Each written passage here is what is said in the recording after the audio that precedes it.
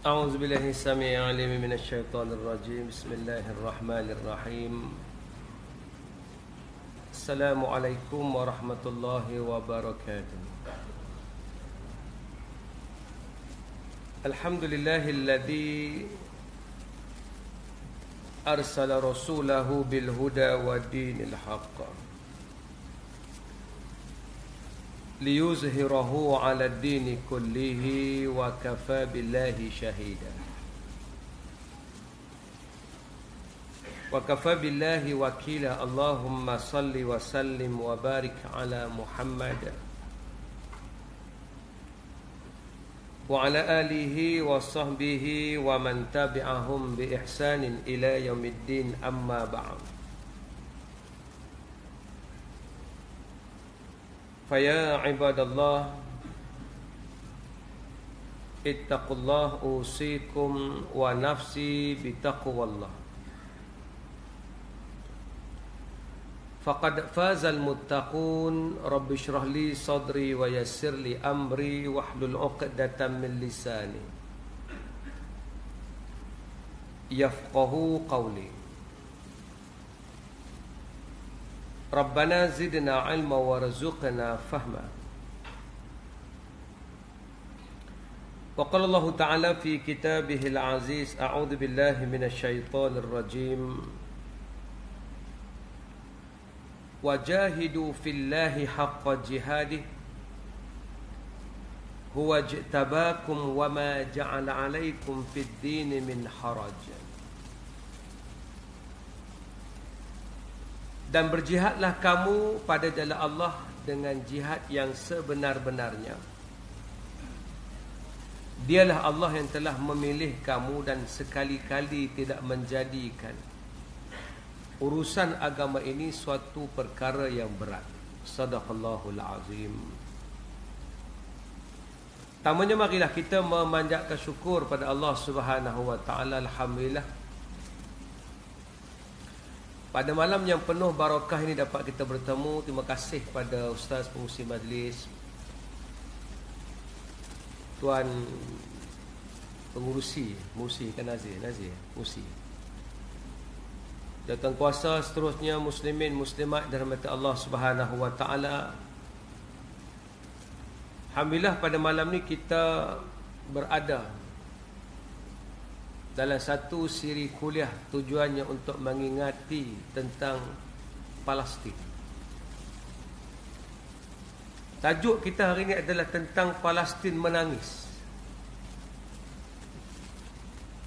Tajuk itu adalah tajuk yang bagus untuk kita mengenangkan apa yang terjadi kepada rakan-rakan kita di sana.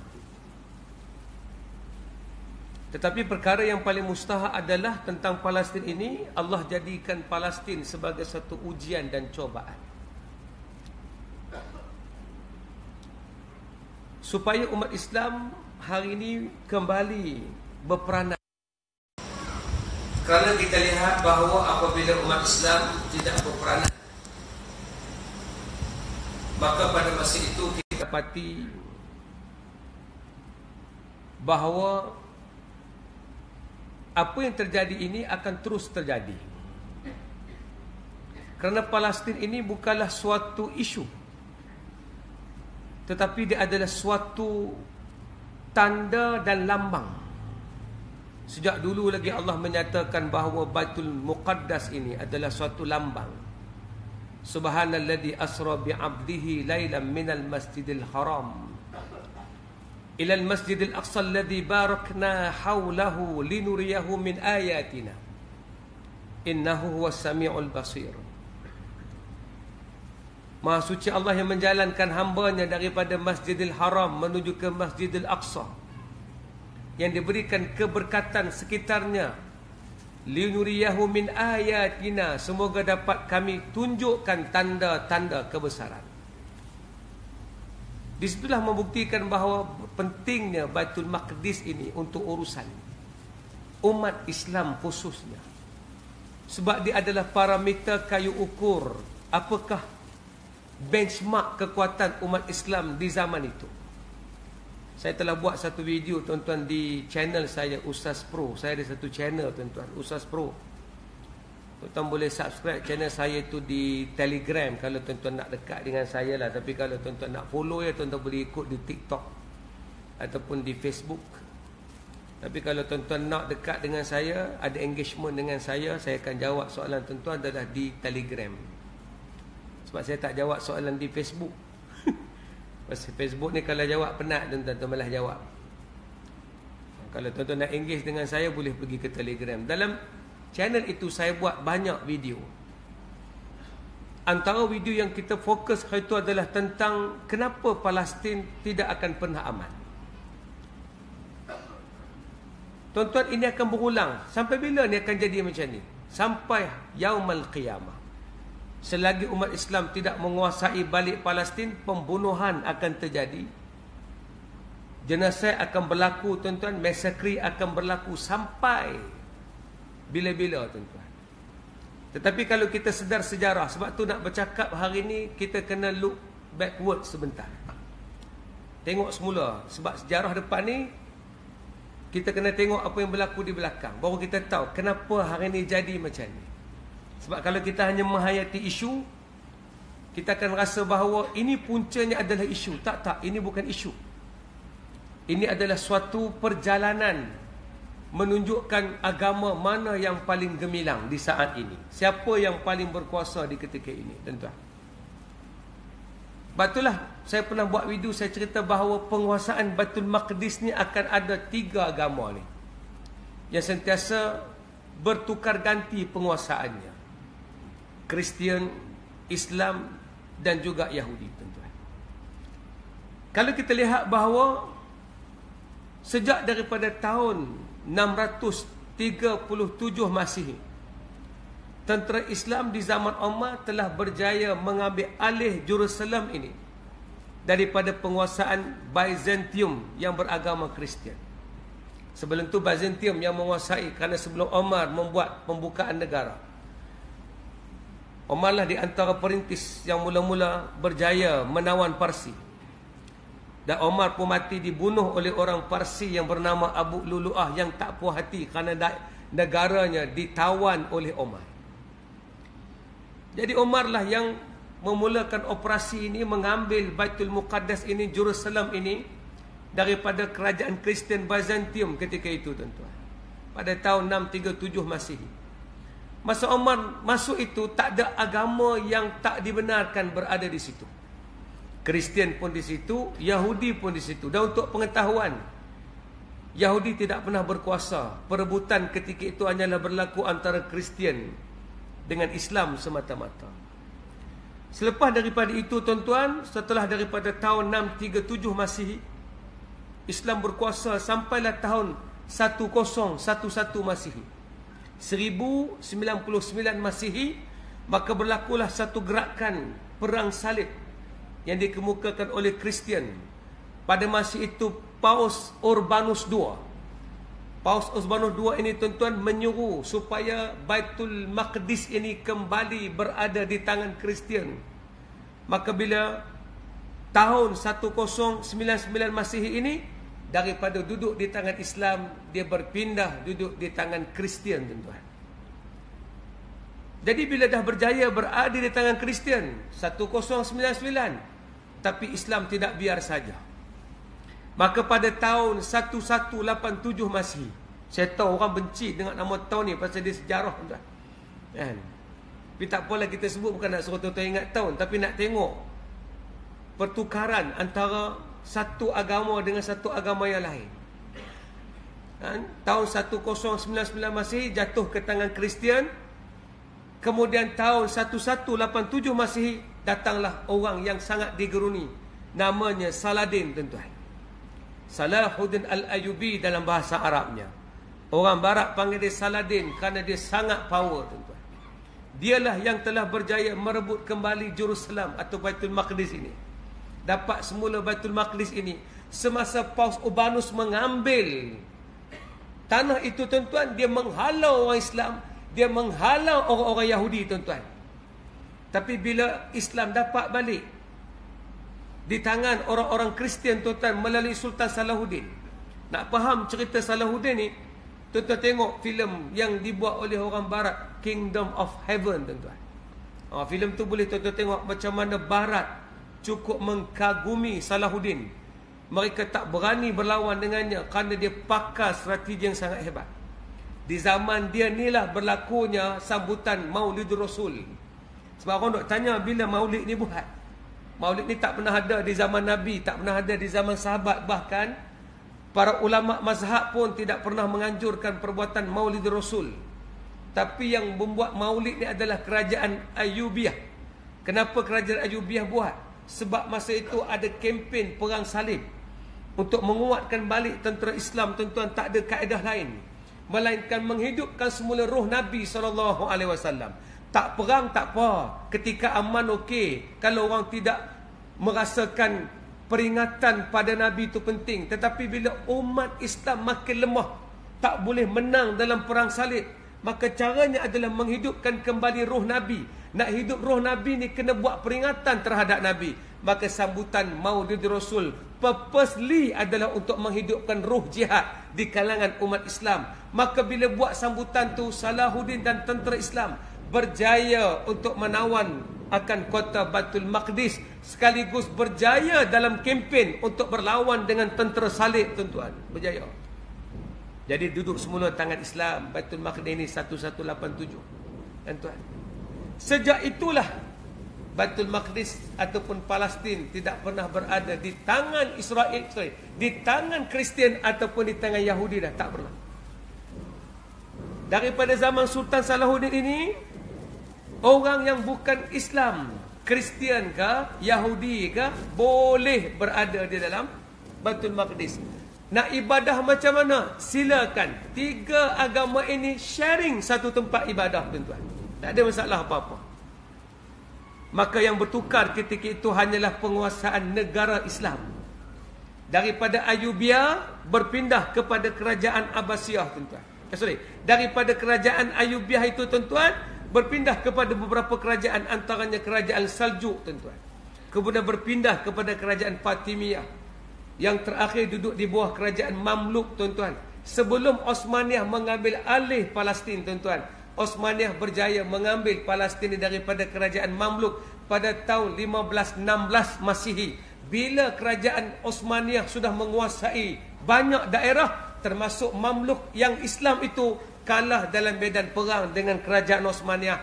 Osmaniyah mengambil daripada tahun 1516 sampailah tahun 1918. Makna penguasaan Osmaniyah terhadap Palestin selama 400 tahun ataupun 4 abad, tuan-tuan. Kenapa kita cerita kisah ni? Semoga kita jangan cepat kecewa. Kita kena comeback semula nak ambil Palestin ni. Lepas tu cerita sedih ni patutnya biar sebut Palestin menangis ni bukan dalam kacamata kita makin lemah. Palestin menangis ni maksudnya cukup-cukuplah Palestin menangis, kerana kami akan kembali semula mengambil Palestin. Birruh wadam nafi kayal aqsa. Dengan darah, dengan daging kami akan mengambil semula Palestin ya, tuan-tuan. Tak ada takbir pun macam tak semangat. Jadi nak suruh orang semua ada perasaan tu. Sebab apa? Kita duk ingat Palestin ni kita tak boleh ambil dah. Oh, tak boleh, ustaz. Payah, ustaz. Susah, ustaz. Mustahil, ustaz. Kerana Yahudi terlampau kuat. Tuan-tuan, Yahudi baru menguasai Palestin ni lately ni ya.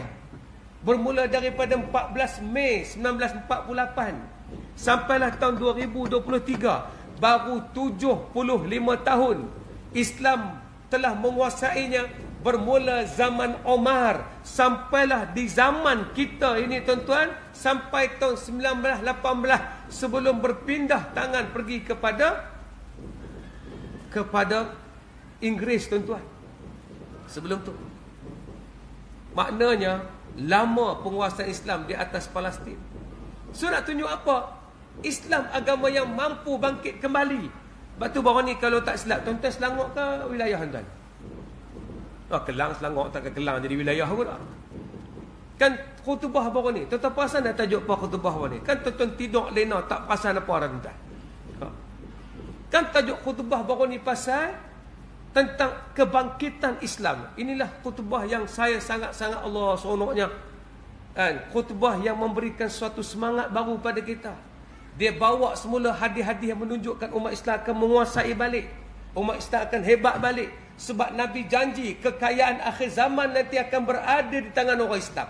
Orang Islam ni akan kaya nanti, bahkan sampai tak ada siapa dah yang tak menerima harta, sebab harta berada di tangan orang Islam, tuan-tuan. Tuan-tuan yakin tak, tuan-tuan? Slow aja awak, tuan. Jangan bukan senang nak tanam keyakinan. Yakin. Slow, tuan. Bukan senang nak tanam keyakinan. Kenapa ustaz yakin? Sebab saya yakin, sebab saya melihat perkembangan satu persatu, tuan-tuan. Bermula daripada orang Islam tidak ada apa-apa, penguasaan mereka tidak kuat.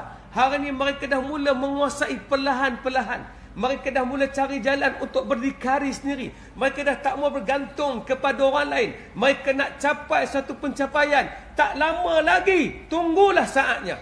Apabila umat Islam sudah ada penguasaan yang kuat, negara umat Islam mula memiliki penguasaan yang kuat, sudah hilang pergantungan kepada negara barat, tuan-tuan. Pada masa itu Islam akan kuat. Hari ini ada percubaan orang nak keluar daripada Amerika, tuan-tuan. Namanya BRICS, tuan-tuan. Ada 5 negara yang bekerjasama untuk tukar daripada menggunakan dolar Amerika. Mereka nak berpakat tak mau guna dah dolar Amerika sebagai mata wang transaksi pertukaran, tuan-tuan. Apa negara itu? Rusia, India, China, Brazil, dan ada satu lagi negara, tuan-tuan, yang mereka berpakat atas nama BRICS. Mereka nak buat satu movement. Hari ini di Afrika banyak mereka menyebut tentang Palestin.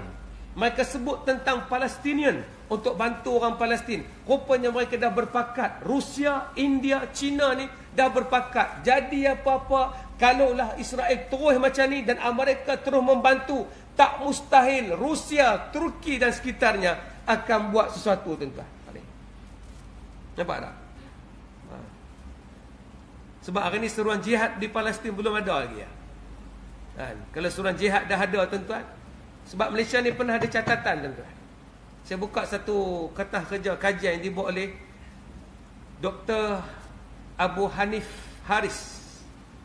Dia buat satu kajian isu Palestin dan keterlibatan orang Melayu sejak tahun 1930-an sampai 1970-an.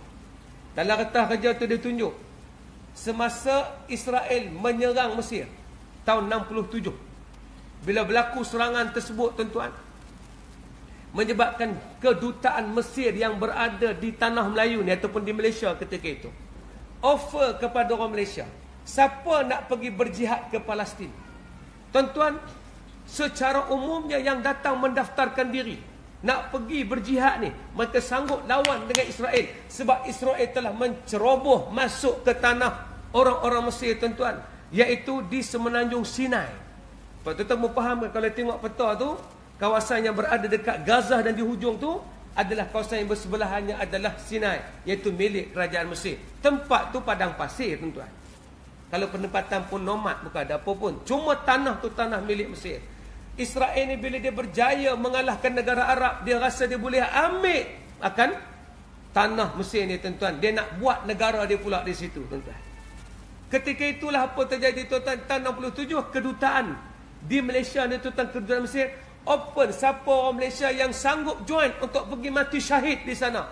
Tuan-tuan, ada 2,500 nenek moyang kita yang mendaftarkan diri nak pergi berjuang di Palestin, tuan-tuan. Nak pergi berjuang di Mesir lawan tentera Israel. Sama ya, kalau pergi ke Mesir pun, bila berjaya untuk mengalahkan Palestin, mengalahkan Israel, akan berjaya menawan sekaligus tanah Palestin, tuan-tuan. Itu yang berlaku.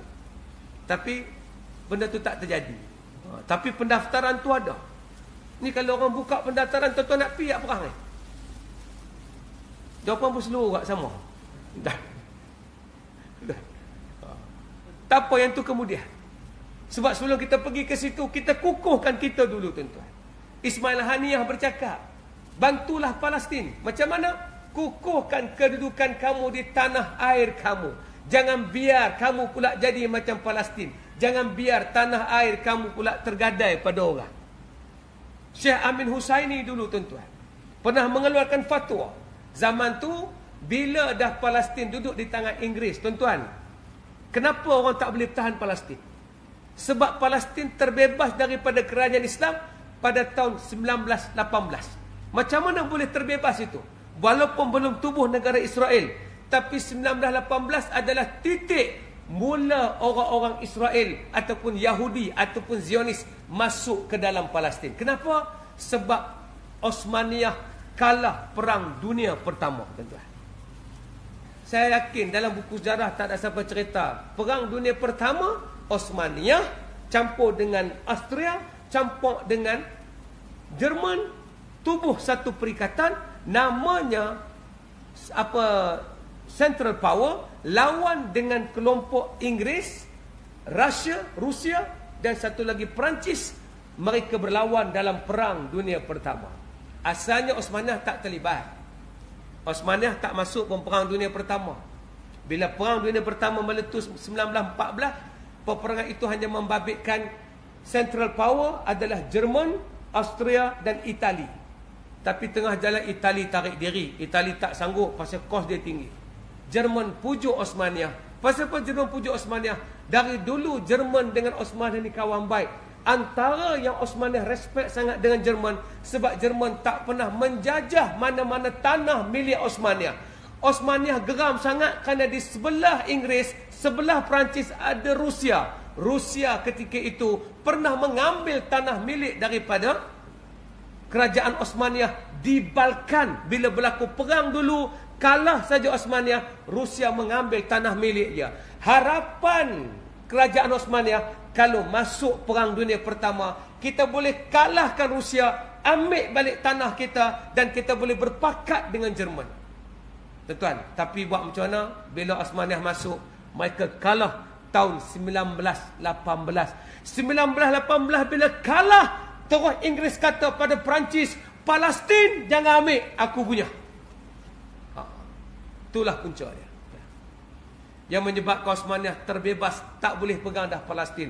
1918 itulah dibuka Palestin untuk orang Yahudi masuk berbondong-bondong, tuan-tuan. Modus operandi sama yang digunakan oleh Inggeris di Malaysia, membawa imigran masuk ke dalam tanah air, sama juga yang Inggeris buat, masukkan Yahudi secara beramai-ramai ke dalam Palestin 1918, tuan-tuan. Kenapa boleh buat demikian? Dia perancang, tuan-tuan.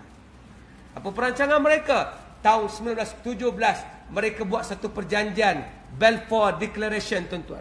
Perjanjian Balfour ini adalah perjanjian yang dibuat oleh Inggeris dengan Yahudi. Apa dia? Dengan Zionis. Apa dia? Akan menubuhkan sebuah negara untuk orang-orang Yahudi. Apa dia? Negara itu akan ada di tanah Palestin, tuan-tuan. Ni. Tu kita kata dia perancang. Dia pun nak tubuh Palestin tu, nak ambil Israel, nak ambil Palestin jadi Israel tu, dia perancang bila? 1897. Bila ada satu pertemuan Zionis antarabangsa, World Zionist Organization, ditubuhkan di Basel, Switzerland, tuan-tuan. Di situlah mereka bincang, kita akan tubuhkan sebuah negara Yahudi melalui Theodor Herzl. Theodor Herzl ni ketua pertama WZO, World Zionist Organization. Daripada buku yang dia tulis. Buku apa, tuan-tuan? Die Judenstaat dalam bahasa Jerman, tapi diterjemah dalam bahasa Inggeris, The State of Israel. Daripada buku itulah mereka jadi panduan melobi mana-mana negara supaya negara besar ini bersama dengan orang Yahudi boleh membenarkan mereka menubuh negara yang bernama Israel. Di mana? Di tanah air bernama Palestin, tuan-tuan. Itu cerita dia. Tuan-tuan boleh pergi ke? Nampak jatutan marah boleh handal lah. Yalah, kita kena dengar sejarah dia, tuan, supaya kita tahu kita nak react macam mana, kita nak proact macam mana. Yang saya nak cerita tadi apa dia? Perancangan. Mereka merancang lama. 1897 dapat negara 1948. Tapi yang paling bahaya sekali adalah bila United Nations. Inilah yang jadi masalah besar. United Nations tahun 47 mereka bersidang, buat satu keputusan, dipengaruhi oleh pelobi Yahudi. Yahudi ni dia hebat, tuan-tuan. Dia buat lobby. Ni yang berlaku hari ni, tuan-tuan. John Biden pening, tuan-tuan. Kan? Joe Biden pening hari ni pasal apa?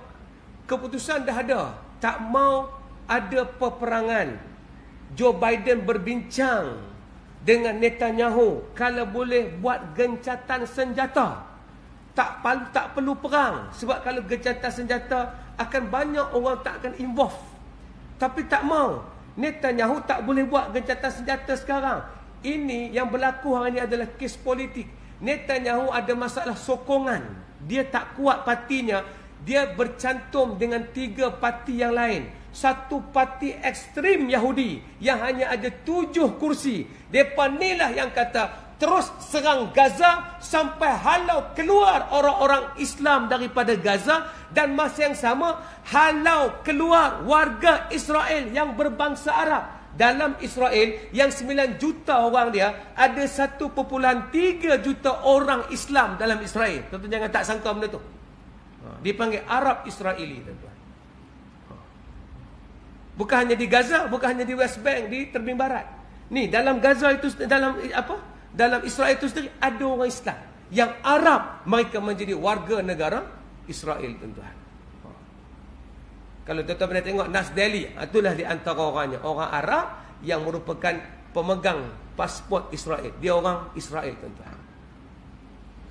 Parti ni sampai tahap dia kata kita akan halau orang Islam dalam ni pun punya ekstrim.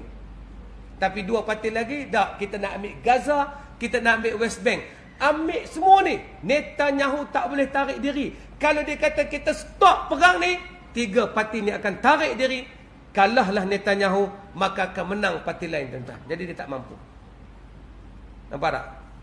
Joe Biden pergi pun tak boleh buat apa. Lalu ni Joe Biden pula dah nyanyuk dah, tuan-tuan. Tak boleh buat apa. Pelobi dia kuat, tuan-tuan. Habis itu kita nak buat apa, tuan-tuan? Nah, inilah persoalan yang timbul. Apa yang harus orang Islam buat, tuan-tuan? Kita bermula balik dengan perancangan, tuan-tuan. Sebab saya melihat apa yang terjadi hari ini adalah perancangan. Perancangan yang bermula 1897, dapat negara 1948. Sustain negara sampai 2023. Untuk ke depan insya-Allah. Kalau kita sedarkan balik dalam bentuk, kita tak boleh tengok ini isu. Kita kena tengok ini adalah sebagai satu agenda ummah, tuan-tuan. Agenda ummah, tuan-tuan. Tuan-tuan, bila Gaza, Hamas menang. Hamas ni Gaza. West Bank adalah Fatah, tuan-tuan. Fatah ni adalah parti dominan dalam PLO, tuan-tuan. Jadi, Israel lebih condong untuk berbaik dengan Fatah. Sebab Fatah ada sebelum Hamas. Fatah ni banyak pergi ke medan rundingan, ke medan dialog. Hamas tak boleh tengok benda tu. Tak boleh. Ni duk kerja dialog terlepas negeri. Dialog terlepas negeri. Akhir sekali, tuan-tuan, timbullah sampai tahun, saya tak ingat tahun bila, tapi bila berlaku saja Hamas timbul, Hamas buat 3 side. 1, kebajikan. 2, peperangan. Dan yang ketiga, siasah politik. Dia masuk ketiga-tiga tu, tuan-tuan. Maka Hamas menang di Gaza. 2.3 juta penduduk Gaza pada masa itu mengiktiraf Hamas sebagai parti, walaupun adalah Fatah di situ, tapi Hamas mendapat pengiktirafan, tuan-tuan. Sejak itulah perjanjian Oslo dibatalkan. Perjanjian Oslo adalah perjanjian Israel memberikan izin kepada Palestin untuk beroperasi sebagai Palestin otonomi, tuan-tuan. Iaitu bukan negara yang bebas, tapi dikontrol oleh Israel dengan dapat dana daripada Amerika. Bila saja Hamas menang di Gaza, peruntukan itu dibatalkan. 2.3 juta tak dapat peruntukan. Mereka hidup menderita, tuan-tuan, kerana peruntukan daripada luar tak dapat. Tapi adakah mereka mati? Tak. Kerana umat Islam seluruh dunia membantu. Terutama negara-negara seperti Qatar. Walaupun Qatar ni tidaklah Islamik sangat, tapi mereka menyalurkan bantuan kepada orang di Gaza, tuan-tuan. 2.3 juta orang ni hari ni tak kisah.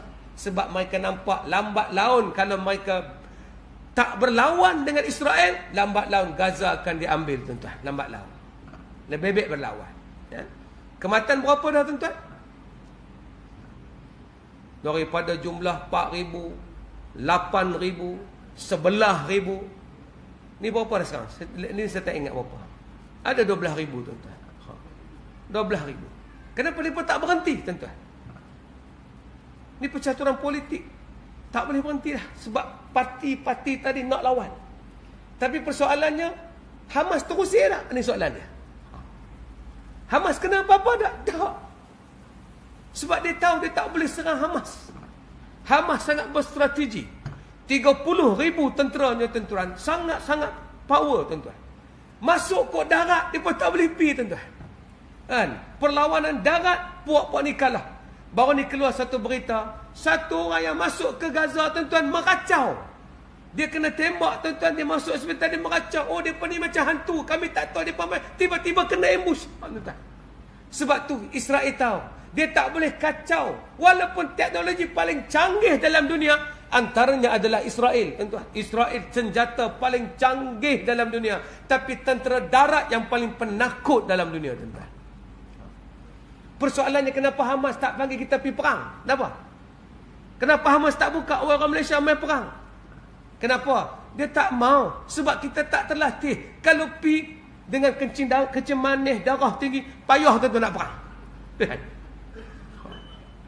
Susah tuan-tuan. Azan dulu tuan-tuan, insyaAllah.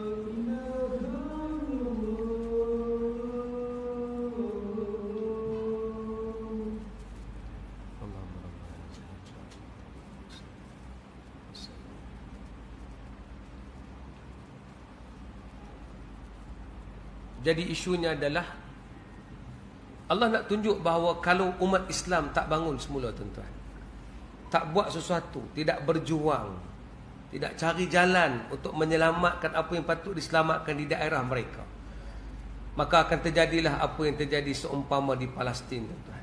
Ini bab yang kita kena fikir. Kita kena ambil sikit. Kita kena tengok perjalanan. Lepas tu saya sebut tadi ada dua benda kan. Perancangan yang sangat strategik dan teratur yang dibuat oleh orang-orang Yahudi dan Zionis. Kita kena faham, tuan-tuan, kita hari ni tak bermusuh dengan Yahudi, kita bermusuh dengan Zionis. Kerana ada beza. Yahudi tidak semestinya Zionis, tapi Zionis adalah Yahudi. Itu kena faham tu. Kenapa kita cakap demikian? Sebab hari ni ramai orang-orang Yahudi sendiri tidak setuju dengan apa yang jadi di Palestin, tuan-tuan. Ramai-ramai mereka keluar berdemonstrasi, tunjuk sokongan kepada Palestin. Yang menarik, tuan-tuan, baru ni demonstrasi yang dibuat di Amerika, begitu ramai orang yang tak Islam. Yang dibuat di UK baru ni, tuan-tuan, 300,000 orang keluar demonstrasi. Kita berapa ribu, tuan-tuan, baru ni keluar demo? Tak silap 20,000 kot daripada masjid KCC tu sampai belah ni, tuan-tuan. Tak ramai. Tuan-tuan pergi tak? Tak nampak apa? Jadi maknanya nak bagi tahu, orang di UK itu lagilah kuat menyokong Palestin, tuan-tuan. Bahkan menarik, dia pun interview. Seorang tu kata, ya, saya memang warga negara Israel dan saya memang Yahudi, tapi saya bersama Palestin. Sebab ini saya tak boleh terima, kerana ini pembunuhan, ini genocide, dan ini tak patut terjadi. Tuan-tuan, nak menunjukkan hari ini simpati kepada mereka sangat kuat. Dan Tuhan tunjuk, bila orang merancang, Allah pun merancang. Wa makaru wa makarallah, wallahu khairul makirin. Kan? Apa perancangan Allah? Tuan-tuan, rupanya bila jadi macam ni, orang-orang di Amerika dan para influencer yang berada di luar sana, tuan-tuan, bukan orang Malaysia lah.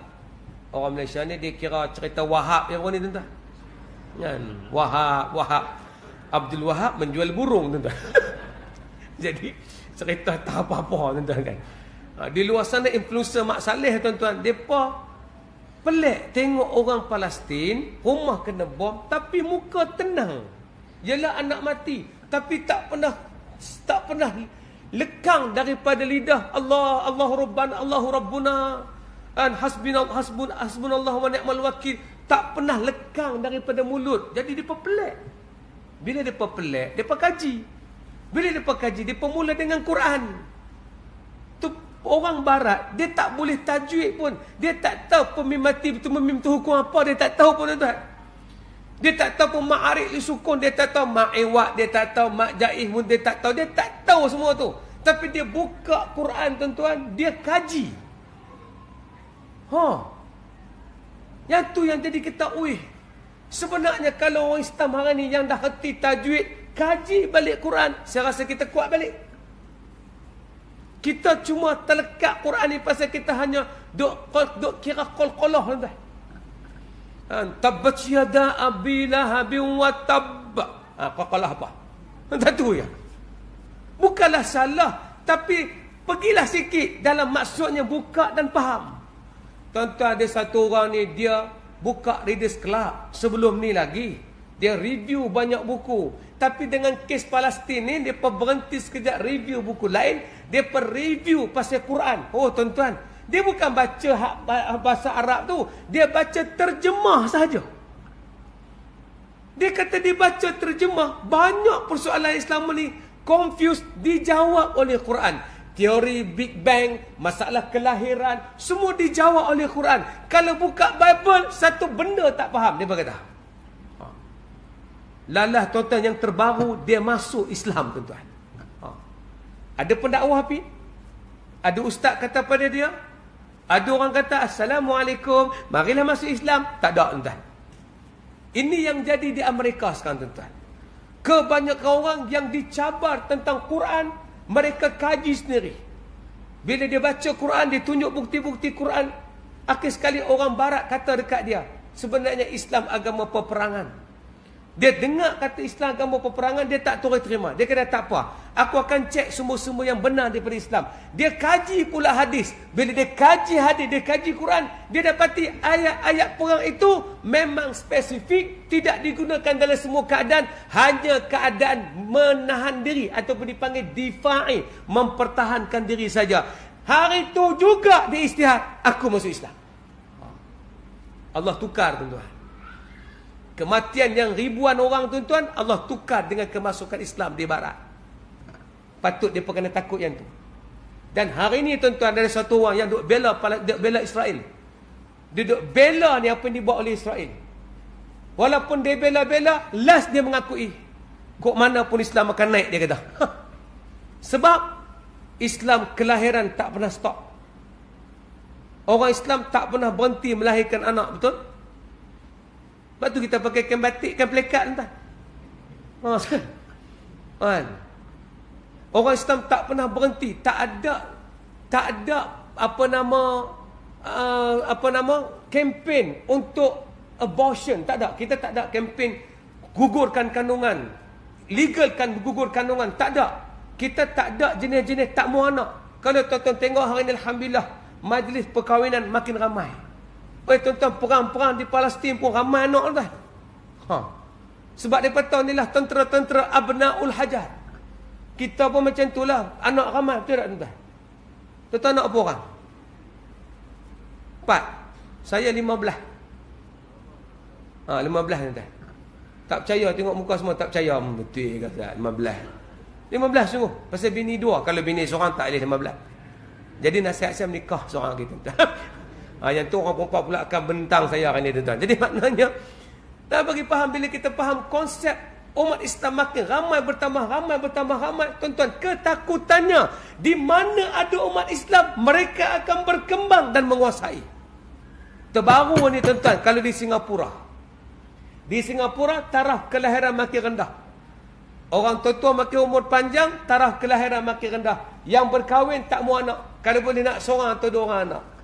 Kajian terbaru di Singapura saya sebut ni.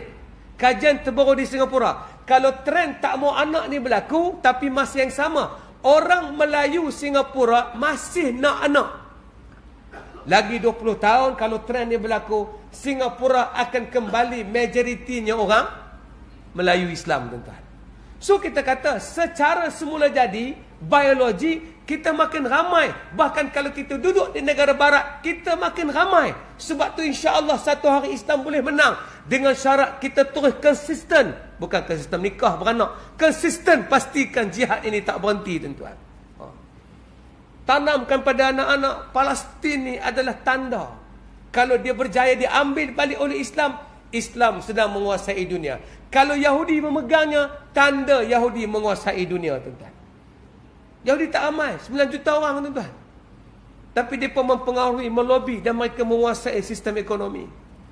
Sebab tu Allah bekalkan sistem ekonomi pada kita yang bernama zakat, bernama wakaf, bernama infak, bernama fidyah. Inilah sistem kita. Yang tu kita bincang satu siri yang lain. Macam mana sistem ini boleh melawan lobi-lobi yang dibuat oleh orang-orang Yahudi dan Nasrani ini, tuan-tuan. Ini dia. Sebab tu dia perancang, dia susun.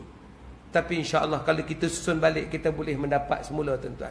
Mula-mula sekali dengar apa yang Syekh Amin Husaini sebut. Setelah 1918, orang Yahudi masuk, berlaku penjualan tanah. Tanah pun dijual kepada orang Yahudi. Syekh Amin Husaini adalah mufti kerajaan Palestin ketika itu.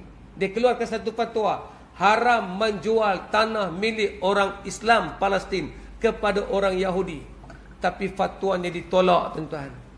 Fatwanya tidak dipedulikan. Orang tetap jual tanah. Semua orang kata, siapa tak boleh lah, harga 3 kali ganda, jual pi je. Tuan-tuan pernah dengar ayat tu? Teringat ada ayat tu? Kan, rumah dah mahal, jual pi je. Kau tak perasan? Inilah perjuangan saya hari ni, tuan-tuan. Kita semua kena kaya supaya tanah kita selamatkan. Jangan jual seinci tanah pun kepada orang lain. Sebab itu bermula kejatuhan umat Islam. Itu yang Syekh Amin Husaini pesan. Lama-lama walaupun tanah lain dirampas, Tapi permulaannya bermula dengan menjual tanah, mengizinkan tanah tu menjadi milik orang lain. Tu tak boleh. Umat Islam mesti memiliki tanah. Kalau dia tak ada tanah, tuan-tuan, dia akan tergadai bila-bila masa, tuan-tuan.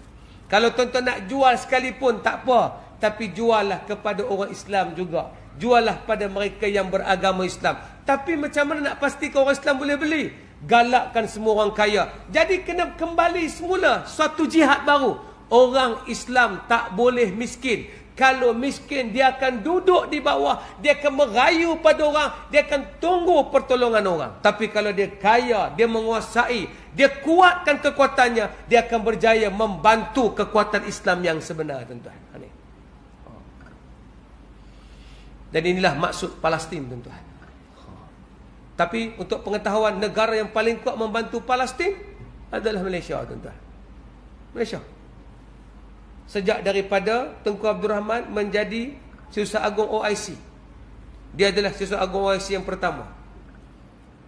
Malik Faisal lantik dia. Tengku ni dia banyak masalah. Tengku ni dia sebut dalam buku dia, I love brandy. Dia memang minum brandy, tuan-tuan. Dia abang tu orang, I love poker, I still dancing, dia kata. Tuan-tuan, dia mengaku, dia tak hipokrit, dia terus terang. Saya minum brandy. Brandy ni ayat Zam-Zam kan? Bukan nak, tuan-tuan. Oh, dia kata dia minum brandy. Dia still main poker, tuan-tuan. Dia suka lumba kuda. Dia sebut terus terang. But deep in my heart, I love my religion. Tu dia kata. Tapi dalam hati aku masih cinta ke Islam. Aku sayang agama. Bila Malik Faisal nak lantik dia jadi Setiausaha Agung OIC yang pertama, dia kata, Tuanku minta maaf lah, saya ni orang kalau Malaysia panggil saya jahat, saya ni macam-macam saya buat. Malik Faisal kata, aku bukan nak lantik hang jadi imam Masjidil Haram. Kalau hang jadi imam Masjidil Haram, hang kena soleh lah. Tapi sebab hang walaupun macam tu, hang suka jaga Islam, tak apa. Ayat ni yang berkaitan dengan hadis Nabi tu. Innallaha la yu'ayyidu hadzal din bi rajulin fajir. Ada masa Allah nak bagi Islam menang hanya dengan orang-orang yang keji, orang-orang yang fajir, orang-orang yang ahli maksiat. Sungguh Tengku betul-betul memperjuangkan Palestin, tuan-tuan. Buat yang terbaik. Tuan-tuan kena ingat, bila Malaysia merdeka dulu, antara negara yang menyokong penubuhan Malaysia adalah Israel, tuan-tuan. Ni semua orang tak tahu. Sebab dia ditubuh tahun 48, kita dah 57, jauh, tuan-tuan. Jadi Israel antara orang yang kata Malaysia kena tubuh dan diberikan kemerdekaan. Rupanya daripada agenda. Lepas mereka menyokong tu, Malaysia merdeka saja, ada wakil kerajaan Israel mai jumpa Tengku. Tuan-tuan. Nak mai minta semoga Malaysia mengizinkan ada kedutaan Israel di sini, tuan-tuan. Tengku walaupun minum brandy tapi dia tak mabuk, tuan-tuan.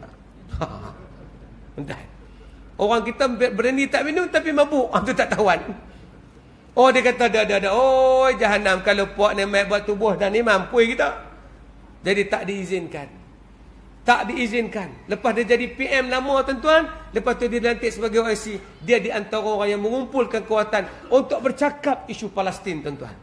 Tapi sebelum daripada tu lagi tahun 30-an dah ada orang Melayu memperjuangkan Palestin. Antaranya Dr. Burhanuddin Al-Helmi.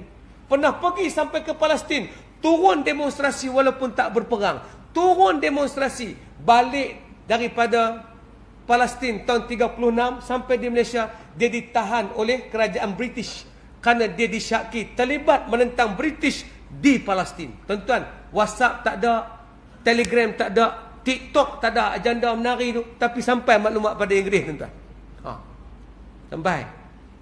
Tahun 36 dia kena tahan, tuan-tuan, di Malaysia. Lepas tu dia bebas. Dia tak puas hati, dia buat satu majalah namanya Taman Bahagia. Majalah tu promote pasal perjuangan Palestin. Tanda orang dulu memperjuangkan Palestin awal lagi. Lepas tu kita sambung, tuan-tuan.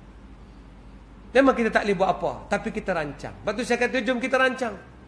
Apa dia? Kuatkan balik kekuatan kita, tuan-tuan. Ekonomi kena kuasai atas nama jihad, bukan atas nama peribadi, tuan-tuan. Atas nama jihad. Mari kita kuatkan semula urusan umat Islam, tuan-tuan. Dari segi kebendaan, jangan bagi terlepas kebendaan di tangan orang lain. Jangan bergantung kerja pada orang lain. Buat sesuatu. Sekarang tak boleh lagi, tak apa, pelan-pelan. Tapi pesan ke anak-anak, satu hari hampa kena bangun. Bangunkan jihad. Kerja hampa jangan bergantung pada orang. Hampa kena buat sesuatu sampai orang bergantung pula pada hampa. Bukan hampa bergantung pada orang. Itu yang dibuat di Israel. Betul. Dibuat di Israel. Tuan-tuan, tubuh saja negara Israel 48, apa yang mereka buat? Ni. Kita kena ambil semangat itu agar kita buat di negara kita pula. Kerajaan Israel menyuruh setiap orang yang bekerja di Israel balik awal ke rumah. Balik awal. Kerja kerajaan Israel balik awal. Balik, pastikan ada makan malam dengan family. Semoga bapa boleh buka kitab Kabbalah, boleh buka Talmud, boleh buka protokol Zionis, baca pada anak-anak. Mereka duduk baca pada anak-anak kitab Talmud, kitab Taurat yang telah menyeleweng. Terutamanya protokol Zionis. Yahudi yang memperjuangkan Zionis, dia ada 4 kitab dia. Pertama Taurat, kedua Talmud, ketiga adalah Kabbalah, yang keempat adalah protokol Zionis. Ni yang Yahudi pegang. Sesat dan salah, tapi hari-hari dibaca pada anak mereka. Apa dia? Mereka kumpul makan malam, mereka akan baca. Baca apa? Dia akan baca pada anak-anak ni semua. Apa bacaan dia? Ketahuilah, sesungguhnya menumpahkan darah selain daripada Yahudi adalah syurga. Siapa yang menumpahkan darah selain pada Yahudi, dan siapa yang bersunat darahnya tertumpah, maka mereka akan mendapat pahala yang besar di Tuhan. Wahai anak-anakku semua, pastikan Yahudi membunuh orang lain. Tuan-tuan, tu bacaan mereka. Kita ada buat bacaan tu di rumah. Ada tuan-tuan. Baca Quran sama-sama dengan anak-anak. Kita start dulu. Bismillahirrahmanirrahim. Kita kata anak, sambung. Dia pun alif lam mim. Sampai anak kedua, dzalikal kitabul la raiba fi hudal lil muttaqin. Sampai ke bini kita, alladzina yu'minuna bil ghaib wa yuqimuna as-salata mimma razaqnahum yunfiqun. Sampai ke kita, sadaqallahul azim. Pernah tak tuan-tuan? Tak pernah tuan-tuan. Tak pernah. Jom mari kita faham yang ni. Lepas tu saya suruh bawa my anak di kuliah. Tu saya kata khutbah ni adalah besar peranan dia. Sebab kalau khutbah dia injek semangat orang Islam akan bangun. Tuan-tuan, orang Melayu ni dia cerdik tuan-tuan. Orang Islam di Malaysia ni dia cerdik. Dia nak dengar kata-kata semangat, nak bagi dia tuai semangat, dia boleh bangun balik. Dia bangun tuan-tuan, dia akan boleh buat satu benda yang besar tuan-tuan. Tu kita. Yang ni kita kata kita ada capable buat tu. Jangan hentikan kekuatan kita. Apa terjadi di Palestin, itu yang Ismail Haniyah pesan. Pastikan negara kamu tak jadi macam Palestin, baru kamu boleh menolong Palestin. Kalau kamu biarkan negara kamu jadi macam Palestin, maka kamu tak akan boleh menolong kami satu hari nanti. Tak boleh. Jadi kena ambil iktibar tu. Tak mudah-mudah jual tanah. Tak mudah-mudah nak gadaikan prinsip. Tak mudah-mudah. Dengan syarat kita tak bergantung harap pada orang. Buat kekuatan kita sendiri tuan-tuan. Agama akan bantu kita tuan-tuan. Sebab saya harap majlis agama akan bantu dengan zakat, dengan infak, dengan wakaf. Ni kekuatan kita. Contoh saya ambil contoh, kita memang tak beli tanah sekarang kan. Tanah nak beli, payah nak beli tanah. Tanah mahal, betul tak? Sekarang di Kuala Lumpur ni mahal, tak tahu di Kelang murah lagi. Saya di Pandai Indah tuan-tuan Ampang. Abang rumah sebelah saya tu, dia beli rumah tu 50,000 dulu. Dia kata, Ustaz, saya beli 50,000. Lah ni harga dah 500,000. Kata orang Kedah, tunggu kepala bana lagi tak jual. Dah 500,000 tuan-tuan. Kalau fikir tanduit akan jual. Tapi kalau fikir pasal perjuangan, milikan, tak boleh lepas, kita kena pertahankan. Tuan-tuan pernah lalu di Pulau Pinang tuan-tuan, ada satu bangunan, apa nama, Jeruk Pak Ali, tepi jalan tu, dekat tuan-tuan pernah lalu kan? Kalau tuan-tuan lalu, dia ada satu bangunan wakaf City, CEETEE tuan-tuan, Siti Aisyah tuan-tuan, tak silap saya. Tuan-tuan pernah perasan? Tak pernah lalu Pulau Pinang? Kira duduk Kelang, tak pernah pergi mana tuan? Itu adalah bangunan wakaf. Di Pulau Pinang ni tuan-tuan, ramai orang-orang kaya dulu wakaf tanah. Yang bagus tuan-tuan, macam mana nak selamatkan tanah di Pulau Pinang tuan-tuan, adalah tanah tu diwakafkan dan Jabatan ataupun Majlis Agama Islam Pulau Pinang bangunkan tanah wakaf itu dengan perumahan. Naik rumah tuan-tuan bagi banyak, dan kemudian jual rumah itu, tapi tanah tu tak jual. Bila jual rumah, tanah tak jual, rumah tu akan jadi murah sikit dan mampu dibeli oleh orang Islam. Jadi tanah wakaf ni dinaikkan bangunan, bangunan tu dibuat kontrak ataupun dibuat suatu perjanjian pajakan selama 100 tahun ataupun 99 tahun. Macam tanah-tanah lain. Cuma tanah tak boleh jual. Naik bangunan, beli rumah situ dalam bentuk membeli bangunan. Tapi tanah tak boleh jual. Selama mana tanah tak boleh jual dan milik wakaf, orang tak Islam tak boleh beli rumah tu. Sebab tu tak boleh wakaf nak buat kubur saja. Kan? Macam mana ada di tengah Kuala Lumpur tuan-tuan. Yang bangunan hari ni, bangunan Bank Islam tu adalah tanah wakaf tuan-tuan. Dinaikkan, menyebabkan Bank Islam sewa. Dan tak boleh bagi penyewaan kepada orang lain. Mesti utamakan yang Islam dulu. Menyebabkan aset Islam boleh berada di tengah bandar tuan-tuan. Tu saya kata bahawa kalau hak itulah orang-orang yang ada autoriti ni buat sesuatu, tuan-tuan boleh tengok. Dan Islam akan pelan-pelan naik tuan-tuan. Kita boleh bantu, kita ada kekuatan. Sebab tu saya kata, saya yakin kejadian di sana menyebabkan kita kreatif. Kita tak boleh tunggu saja. Terakhir tuan-tuan, tak mau panjang dah. Pasal ni kambing kan? Tak doa. Tak doa. Jadi terakhir nak cerita gini ya. Adakah kunut nazilah kita sia-sia? Allahumma inna naj'aluka fi nuhuri a'da'ina wa na'udzubika min syururihim. Tuan-tuan, 75 tahun dah kita berdoa. Allah tak dengar ke? Allah tak dengar ke tuan-tuan? Allah dengar. Tapi kenapa Allah tak tolong? Sebab Allah nak tinggalkan usaha tu pada kita. Sebab pernah terjadi. Pernah terjadi di satu zaman tuan-tuan, ada satu kerajaan Syiah namanya Qaramitah. Kerajaan Qaramitah ini pernah curi Hajarul Aswad. Mereka ni Syiah yang sesat. Mereka menguasai beberapa daerah Arab.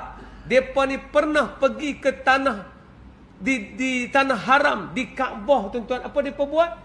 Mereka bunuh orang yang sedang tawaf. Mereka sumbat masuk dalam telaga Zamzam. Telaga tu tersumbat, air tersumbat tuan-tuan. Mereka bunuh siapa? Para orang yang datang menunaikan haji di situ tuan-tuan. Ketua mereka bernama Abu Tahir. Abu Tahir berdiri depan Kaabah. Abu Tahir kata apa? Depan Kaabah. Ainal ababil wa aina min sijil. Dia kata, mana burung ababil? Mana batu neraka sijil? Mai paling pada kami. Mai batu tu. Abu Tahir itu tak jadi apa? Tak lumpur, tak cengkoi, tak ada. Dia bukan macam cerita apa penggali kubur. Apa bukan penggali kubur, apa nama? Tanah kubur tuan. Tanah kubur kalau silap dia, mati cengkoi. Tuan. Tak ada. Yang tuan-tuan kena tipu tu di Mastika. Tu majalah Mastika tipu tuan-tuan.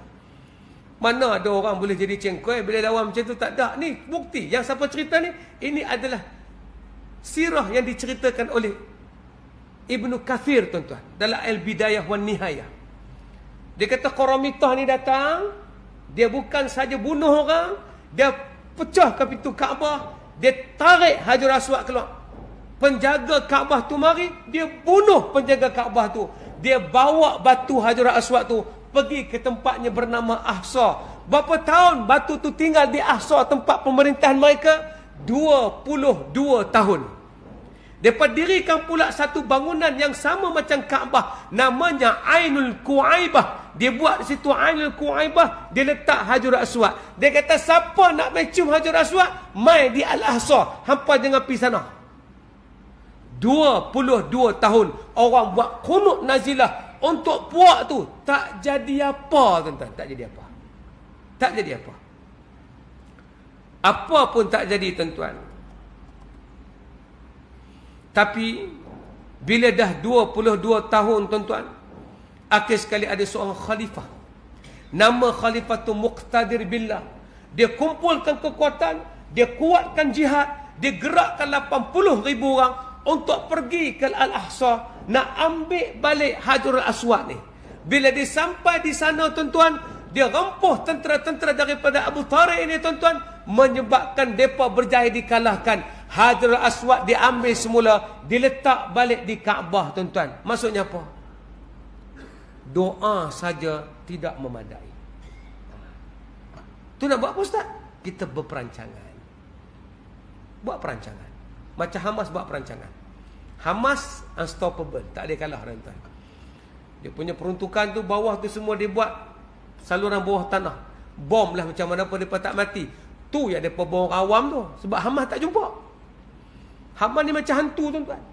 Keluar, mampu buat tu. Pijak tanah Gaza, mampu buat tu. Strategi mereka sangat hebat tuan-tuan. Hamas dah buat kerja dia. Kita di Malaysia buat kerja sama. Apa dia? Ambil balik tanah-tanah milik kita tuan-tuan. Beli balik tanah-tanah tu jadi milikan kita. Wakaf balik tanah-tanah yang boleh menyebabkan orang Islam berada di tengah Kuala Lumpur. Saya nak cadangkan tuan-tuan, mana-mana tanah yang ada tengah Kuala Lumpur, kalau orang tu wakaf, naikkan bangunan-bangunan kependudukan supaya orang Islam boleh duduk di tengah Kuala Lumpur menggunakan aset wakaf tuan-tuan sebagai contoh. Ini saya ambil contoh lah tuan-tuan. Boleh buat tuan-tuan. Memang kita tak boleh buat, kita tak ada kuasa tuan-tuan. Tapi satu hari bila saya jadi Perdana Menteri, saya akan buat tuan-tuan. Bila ajak ke situ. Tapi nak bagi faham, memang nampak tak boleh buat apa-apa. Tapi jangan nampak tak boleh buat. Yang kita nampak, apa yang patut kita buat. Betul tuan-tuan. Kalau semua fikir tak boleh buat, pakai tak boleh buat. Kita kata ya sekarang tak boleh buat, tapi insya-Allah satu hari. Bila ceramahnya betul, hilangkan dulu 2-3 benda ni. Apa dia, tolonglah saya minta ustaz-ustaz jangan bergaduh lah tuan-tuan. Janganlah bergaduh. Janganlah bergaduh bak remeh-temeh ni tuan-tuan. Penatlah tuan-tuan weh. Bergaduh bak qunut, bergaduh bak tahlil, bergaduh bak yasin malam Jumaat. Itulah pergaduhan daripada zaman Abdul Rahim Kajai. Itulah zaman pergaduhan. Ni saya baca balik catatan Abdul Rahim Kajai ni. Dia kata sejak dulu pergaduhan pasal tahlil ni tahun 30-an lagi. Sedang kaum umat Islam masa tu dah tengah lemah dah. Hindarkanlah pergaduhan tu, tak tepilah, tak payahlah. Dah di sini mengaji sifat 20, teruslah dengan sifat 20 tuan-tuan.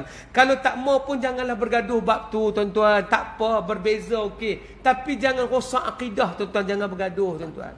Orang agama patut bersatu. Ajak orang jadi baik tuan-tuan. Tuan-tuan.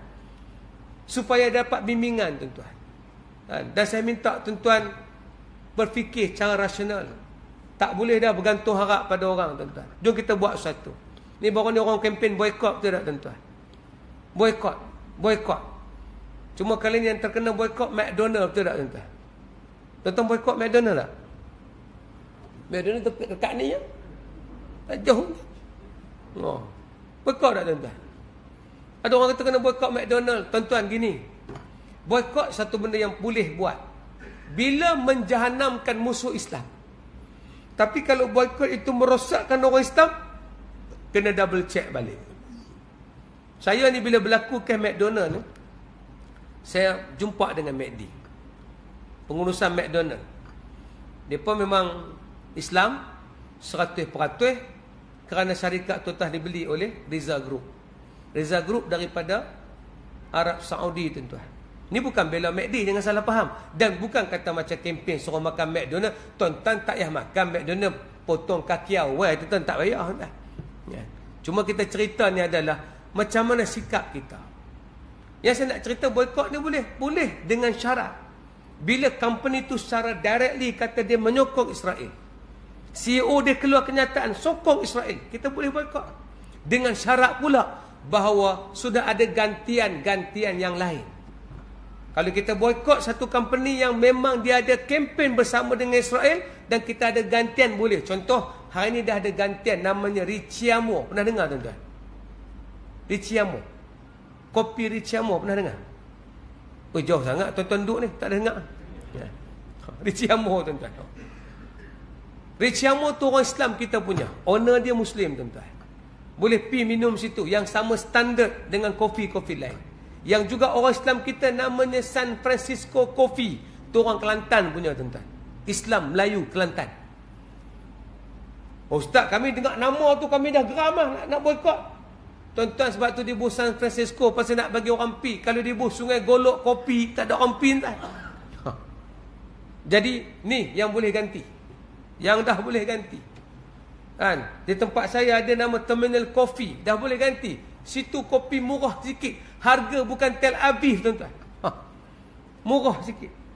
Pekerjaan untuk orang Islam. Support yang ni. Brand-brand ni dah ada. Tapi yang istihar daripada Islam, mereka beli franchise, mereka dah ambil semua milikat, mereka dah own benda tersebut, cuma mereka bayar franchise fee 5%. Itu pun kita minta bukti. Sampai ke Israel tak? Tak sampai. Hanya sampai ke Amerika. Amerika diambil oleh kerajaan Amerika ataupun syarikat yang untung tu. Yang tu tak apa. Yang tu saya tak mau bahas. Sebab kalau saya bahas orang kata, Ustaz tak jumpa hujah lagi. Saya minta hujah daripada siapa saja yang boleh bagi hujah dekat saya bahawa 5% tu memang sampai ke Israel. Maka saya akan kempen untuk boykot company tu. Tapi setakat ni saya minta orang yang kempen boykot, dia tak boleh bagi. Dia berkata, adalah, semua orang tahu. Oh, kalau hujah tu tak boleh pakai, tuan-tuan. Semua orang tahu, tuan-tuan. Tak boleh. Kita banyak bermain dengan perasaan. Akhir sekali yang kena boykot syarikat Islam kita. Tadi saya kuliah subuh, ada satu hamba Allah mai jumpa saya. Dia kata, Ustaz, betul Ustaz cerita tu. Orang Islam ni bila dia boykot, dia tak ada ilmu, dia boykot dia. Antara company yang pernah dia boykot adalah Silverbird. Tuan-tuan pernah dengar company tu? Yang buat roti hi-fi. Silverbird ni syarikat yang tidak Islam. Kemudian TH, tabung haji, beli share company tu. Bila beli, tuan-tuan, jadi akhir sekali roti tu nak dinaik ke atas brand Islam. Tapi pengurusan yang menguruskan roti tu masih tak Islam. Masih lagi dia punya ketua-ketua atas tu tak Islam. CEO dia tak Islam sebab syarikat tu asal tak Islam. Dalam tempoh 5 tahun, tabung haji nak buat penukaran. Akhir sekali ada satu kempen, jangan beli roti tu Cina punya. Brand tu jatuh, tuan-tuan, tabung haji terpaksa jual balik, tuan-tuan. Tak boleh nak sustain. Sebab tu kita bantu, tuan-tuan. Dengar maklumat betul. Jadi sebab tu saya kata, jangan salah boykot. Boykot tak apa, tapi jangan salah boykot. Hari ni McDonald keluar zakat 12 juta. Tuan-tuan, McDonald keluar zakat 12 juta. Buka peluang pekerjaan kepada 21,000 orang. Kebanyakan yang dibuka terbaru ni adalah untuk asnaf zakat. Miskin-miskin asnaf ni, miskin bandar, dia ambil offer untuk kerja dengan McDonald. Dia buat satu lagi program, Hamburger University. Ambil 1,000 orang yang boleh menjadi pelajar dan sekaligus pekerja di McDonald untuk habiskan pelajaran mereka. Tuan-tuan, dengan 95% keuntungan balik pada umat Islam, 5% yang pergi tu tak tahu sama ada sampai pada Yahudi pun tak. Tiba-tiba kita hanya hearsay, kita boykot. Kes ni sama macam Ramli kena boykot dulu, tuan-tuan.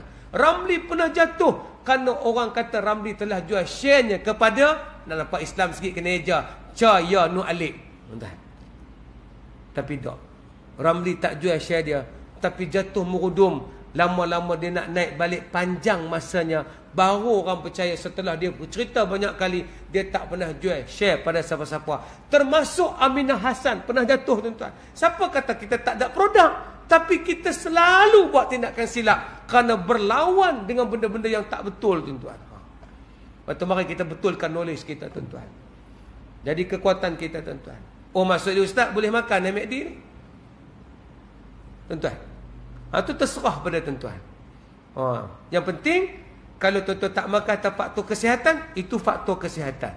Kalau tuan-tuan tak makan atas ragu, ya tak apa. Tapi tak boleh kempen, kerana kempen salah. Tak boleh buat kempen. Ijtanibu kathiran minaz-zan. Jauhi perkara zon, tak boleh. Walaupun sebahagian zon yang salah, tapi zon Allah suruh hindarkan semua. Sangkaan Allah suruh hindarkan semua. Sangka buruk Allah suruh hindarkan semua. Jangan, tuan-tuan. Jadi marilah kita ambil satu pendirian. Saya tengok tuan-tuan dah resah dah. Saya tahu saya mengajak lama, tuan-tuan. Walaupun tuan kata sampai pukul 10. Tuan-tuan nak sampai pukul 10 kan? Boleh, tuan? Boleh, Tuan-tuan nak tunggu-tunggu, saya nak balik tak larat dah tuan. Jadi mudah-mudahan Allah bagi rahmat dan kebaikan apa kita bincang pada malam ni. Itulah isu Palestin yang ada kaitan dengan kita. Jangan tengok Palestin, adakah negara kita akan jadi second Palestine kalau kita tidak build up balik kekuatan kita. Kerana orang yang sama wak masuk imigran ke Palestin, orang yang sama juga pihak British pernah memasukkan imigran ke dalam negara kita. Hari ini mereka menjadi warga negara, kita raih. Sebab itulah yang kita raih, kita tak kisah pun mereka bersama. Cuma orang Islam, jangan lepaskan milikan mereka. Kena kuat kembali, jangan bergantung pada orang lain. Bangunkan diri mereka. InsyaAllah pada masa itu kita akan kuat kembali tuan-tuan. Saya berdoa dan berharap sangat, biarlah tek-tek khutbah ni tuan-tuan, orang dengar tu mata tak ada lena tuan-tuan. Ni bila ittaqullah dia pun. Dia bangkit balik bila? Barakallahu li wa lakum fil Qur'anil azim. Masa tu dia jaga tuan-tuan. Bini tadi khutbah tajuk apa abang? Tak tahu apa, hilang. Maksud dia tak sedap apa dah. Hak paling teruk kali tuan-tuan, barakallah pun tak sedap. Sampai kata mat, woi, semayang. Hak tu lagi teruk lah. Kita nak orang dengar khutbah tuan-tuan. Saya balik, saya pantang dari saya. Khutbah ni tuan-tuan, sampai orang kata kalau saya khutbah tuan-tuan, nak tidur tak apa ni, rasa macam kayu tongkat khutbah tu nak sampai atas kepala tuan. Tu masa muda lah ni tua dah tak larat lah benda macam tu tuan. Tapi kita nakkan kembali khutbah ni menghidupkan hati-hati orang. Bila dengar, dia keluar daripada masjid, dia nak fight untuk Islam. Bukan dia keluar pada masjid, dia duduk melepak di luar sana tuan-tuan, duduk isap vape, kita tak mau. Tuan, mari kita kuatkan semula. Banyakkan tajuk-tajuk macam ni, hamasahkan orang. Sebab tu Hamas mengambil nama Hamas. Asalnya gerakan daripada nama Majdi, tapi tukar nama pasal masjid ni tak habis. Masjid ni nampak macam lekeh sangat. Bubuh Hamas, Harakatul Muqawamah Islamiyah. Hamas bermaksud hamasah, semangat. Sebab tu mereka tak pernah hilang semangat. Syekh Ahmad Yasin lumpuh tuan-tuan, lumpuh. Yasir Arafat boleh berjalan, mati sendiri tuan-tuan. Punya Israel tak takut. Tapi Syekh Ahmad Yasin lumpuh. Israel takut. Dia ditembak dengan Apache time subuh. Percubaan pembunuhan pertama gagal. Dia tahu hari Apache nak turun tembak dia balik solat subuh tu, dia tahu tuan-tuan. Tapi dia tak peduli. Dengan dia mati, Hamas lagi tersusun tuan-tuan. Jadi sebab tu kita kata, mudah-mudahan semangat orang macam ni kita ambil, kuatkan kekuatan kita. Kata nak berhenti dah, lajak lagi. Cukuplah sekadar tu, insya-Allah. Mudah-mudahan Allah bagi rahmat dan kebaikan. Salah silap terkasar bahasa, terlajak bicara. Kalau tuan-tuan tak semangat lagi, tak tahu memang mati pucuk betul. Jadi saya rasa tuan-tuan semangatlah untuk terus berjihad di jalan Allah. Bangunkan kekuatan Islam bersama dengan tarbiyah. Nak tunjuk malam ni betul-betul apa yang saya sampai ni berkesan. Tabung dalam tu penuh untuk Palestin tuan-tuan.